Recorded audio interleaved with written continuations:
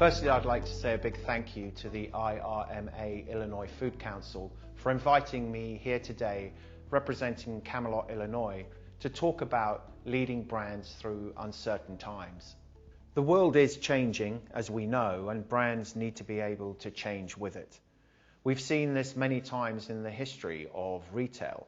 We only have to look back at the last recession to see that retail led the way by changing and evolving with the environment that they were in. Consumers' priorities are evolving before our eyes at unprecedented speed, and brands need to respond to the way consumers are thinking and feeling. With all the uncertainty, motivating factors are changing, and the value consumers need from brands may change as well. In fact, we know they're going to change. They are already changing.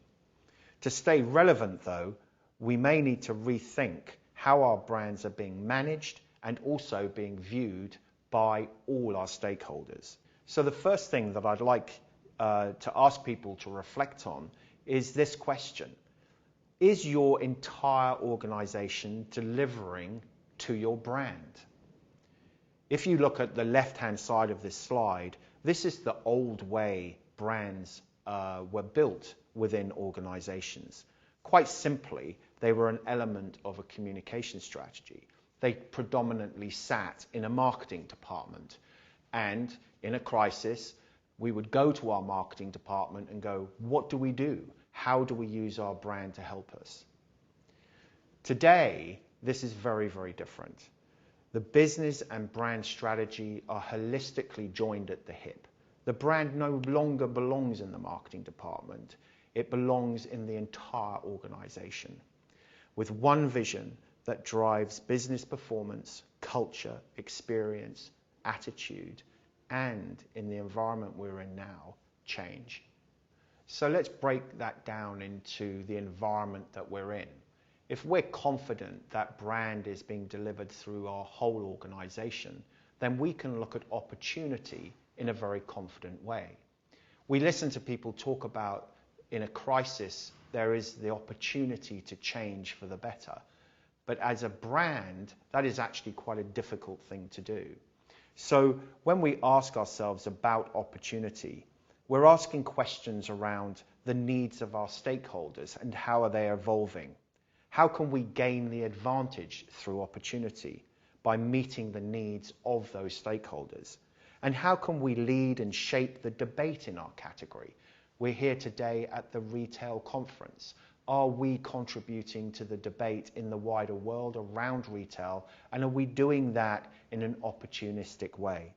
What are the strengths we can leverage and the weaknesses we must address to ensure our message is also believable? And that comes back to brand. If we're only a brand in the marketing department, it's extremely difficult to be believable when we're in a crisis. And lastly, what future business definition do we want to be? And how is the brand going to support that?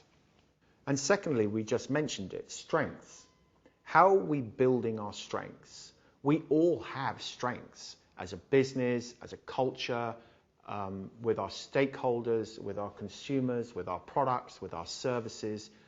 But this is the opportunity to really look and prioritize those strengths that you believe are going to help you not only get through a crisis, but grow and accelerate into the future as a leader. And therefore, you've got to take that back to your brand and start asking the question, how are we building brand value, and how is that going to impact on our reputational value and growth? And what I'd like to do is to share with you what I believe are 10 strengths that you could focus on that will contribute to building brand value and accelerated growth, not only during this crisis, but beyond and into the future. The first of these is clarity. First of all, just think about yourself as a consumer, as a citizen. In these times, clarity for us is so critical. And in some areas we get clarity, in others we don't. And it's where we don't, we find frustration. So look at clarity, not just within your organization, but also externally with your consumers and stakeholders. And ask yourself the question, are we being clear? Are we delivering to one message, one goal?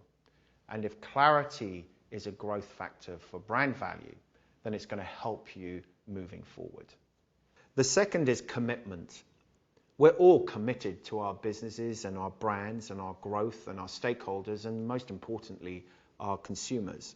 But when I talk about commitment, it's around the brand and a belief internally to the importance of brand. And what does that mean? I ask many people the same question. If you go to the water cooler and ask a member of your staff, what does brand mean to our organization? You'll get very, very many different answers. And that's where we go back to clarity as well. If we don't understand what our brand stands for, its purpose, and how we deliver that internally, then we can't expect, especially in these unprecedented times, for our consumers and outside stakeholders to understand us either. And the second part of commitment is the extent to which the brand receives support in terms of time, influence, and investment. Remember, it's no longer in the marketing department, it's across the whole organization and must be led and championed by the leaders in that organization to ensure that those deliverables around time and influence and investment are met. Protection, of course, is critical to all businesses. However, it's important in these times that our protection, the security around our brand, is across a number of dimensions, including legal, proprietary, ingredients, design, scale, geographical spread. Protection of the brand today will deliver value in the future. When we talk about responsiveness, let's go back to the thought around clarity when we ask the question of ourselves as consumers and citizens. In these times, we want people to respond authentically, transparently, effectively, and at speed. And it's no different for us as a brand. The ability to respond to a market's changes, challenges, and opportunities is where we can create opportunity. If we do it faster, smarter, and better than our competitors, then we again are building growth and value for the future. And the brand must have a sense of leadership internally and a desire and ability to constantly evolve and renew itself.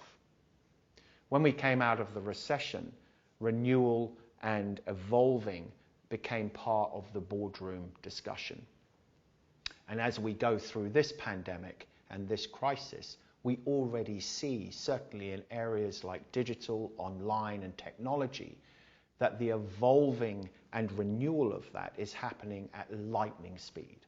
So as a brand, as a retail business, we need to be aware of that and be able to respond to that quickly and effectively.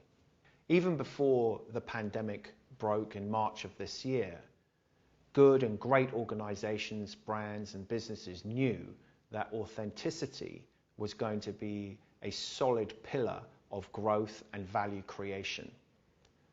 This is even more so now. And the brand has to be soundly based in an internal truth and capability. We call this purpose or the why. Why are you here? Beyond just selling the goods and services that you do. But when it comes to your purpose, be absolutely sure and confident that it can deliver against the high expectations that consumers will have of it. Relevance in today's world will become more and more important as people look for more opportunity to define themselves against their competitor set. So the fit with the customer or consumer needs, desires, and decision criteria across all demographics and geographies is going to be absolutely important. If you're going to stand apart with the pressures and headwinds that we already have and that will get stronger, then it's going to be important that you remain relevant every day, every week, every month from now on. But with relevance also comes differentiation. How are you different? What's the degree to which your consumers perceive the brand to have a differentiated positioning distinct from your competition. It's a tough ask, but it's a question that needs to be answered. In these times, when we talk about consistency, for me, I think this is probably the hardest and most difficult to tackle, because we can't see into our future even by a day or by a week in a lot of areas. So consistency is something that we're relearning, I think, remanaging and re-implementing. And consistency is about the degree to which a brand feels present, and it feels it's being talked about in a positive way by consumers, opinion formers, and in some cases, both traditional and social media. The consistency of our brand message, the clarity, the authenticity, the relevance, and those other topics that we've spoken about is really, really important. We can't just turn it off and on like a light. It has to be there, and it has to be omnipresent, both internally within our organization and externally as well. The degree to which a brand feels omnipresent and is talked about positively by consumers, opinion formers, and traditional and social media is a challenge that's facing all of us as we go through this pandemic and beyond into the new normal. But what I would say to everybody is that presence is still so important, and it links to all the other strengths that we've spoken about. Because when we think about presence, we also need to think about the clarity in which we deliver it, the authenticity in which it's received, and so on. But thinking about presence, let's also think about it's not about how much we do, but the quality in the way we do it. And finally, understanding. Again, I go back to the beginning. As a consumer, as a citizen, do you get frustrated when you're not being delivered something that you truly understand? Something that in today's world we have seconds to deliver, not minutes and hours. The brand is not only recognized by consumers, but there is also an in-depth knowledge and understanding of its distinctive qualities and characteristics. So understanding really wraps up how we're going to build our brand both internally and externally. If people don't understand beyond the logo, the tagline, the marketing, the advertising, then we're not going to be able to deliver and grow brand value, which is going to protect us in the months and years to come. So to summarize, when we talk about leading brands in uncertain times, I look at it in two parts. Firstly, opportunity. Where can we find opportunity that we know will help build and grow value around what we do, what we say, and what we sell, and what we provide? And also those strengths that we know we already have, and some strengths that we have that we may look at and go, we want to build and accelerate and grow. And we bring those two together, and that, I think, gives us a platform to be able to deliver value both in brand and in reputation. So on the opportunity side, we have presence, differentiation, relevance, responsiveness, and protection. And on the strength side, we have clarity, commitment, understanding, authenticity, and consistency. For me, this is about brand building on one page. It's complex, and as we go deeper, we're going to be looking in our organizations for that brand to spread across all our leadership to help us deliver both that opportunity and strength into the future. So thanks very much for listening, everybody, and I hope that that you took something out of that presentation. And I wish you all every success moving through this pandemic and beyond in building your brands. Stay safe, and I know there's an opportunity now for some questions.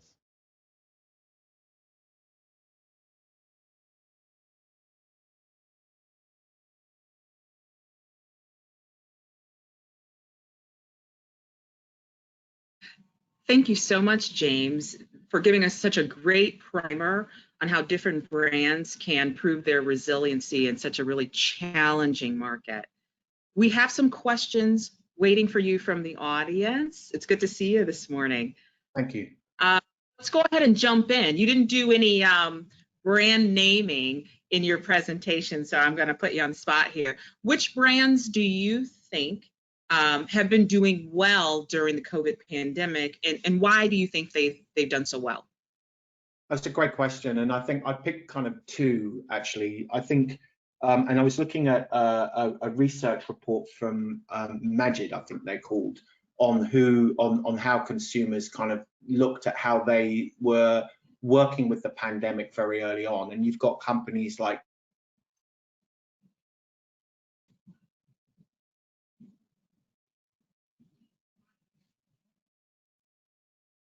Costco, Kroger, Walmart, Amazon, of course, and I think the power and the people to really show us all actually a way to move forward. However big or small we are, brands, whether you're one person or you're 1,000 people, you're 100,000 people, it all comes back to one thing for me is what do we stand for and how do we react to something like this? And if you look at someone like Kroger, for example,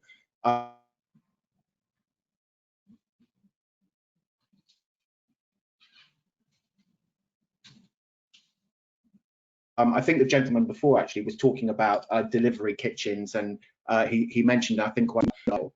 But I think the one thing that those companies I've just mentioned are delivering is I think they're delivering really three things. They are obviously showing experience, right? They're leading from the front. They're definitely showing flexibility. And you know, for the first couple of months, I think a lot of people were sitting there going, well, when are we going to see change? But what they did was take their time and make sure that whatever they were going to do was going to be relevant to those consumers that they have and beyond.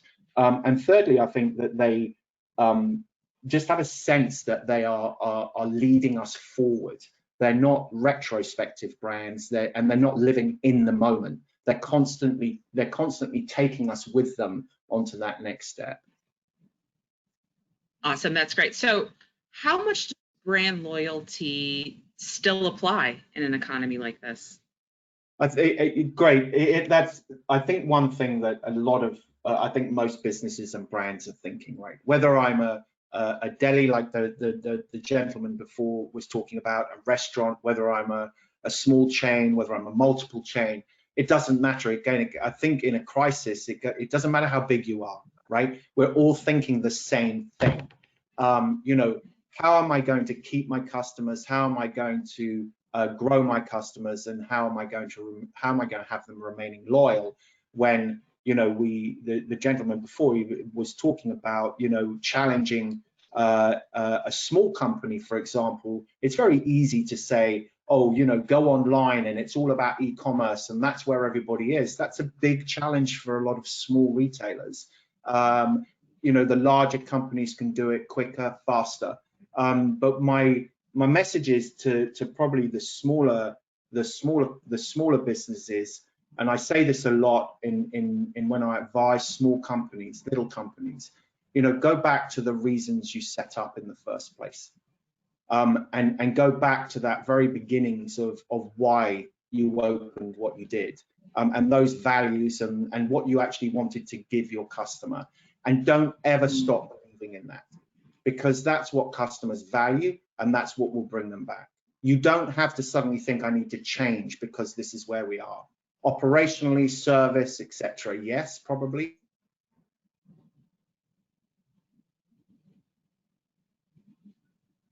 But who you are and why you did this in the first place, just stick to it and believe in it. Fantastic, fantastic. Okay, last question for the day. What is your one biggest tip for retailers today? We're going to end this on a high note and give them something to go back to their offices and work on. So what's that tip? Well, I'm gonna cheat and give you two, but I'll try and blend it into one. My tip is, and I think I just alluded to it, is believe in who you are. Don't think you have to go and copy. Don't think you have to go and be with the pack just because the world is all kind of following. Stand alone and be proud of who you are and what you believe in and your employees believe in and your customers came to you in the first place to have. I think that we can get very overcomplicated, and yes, it is a very complicated time, but brand is based on belief. It's based on belief and it's based on belonging. And you had that belief and belonging with your employees and your customers, and don't think that you've lost it forever. You haven't.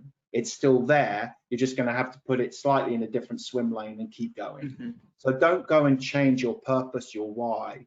That's not what needs to change. Yes, you can build on it and you can grow and adapt, but don't give up on what you that belief that began your journey at the very beginning. Great. That is a wonderful way to end this morning of just presentations that have been thoughtful, energetic, and have really given us some things to work on as we move forward for the end of this year, and really look forward to what 2021 is going to bring. So I appreciate you taking some time with us today, James, and all of the hard work that you did to present to our group today. So thank you very much. My pleasure. Thanks so much for having me.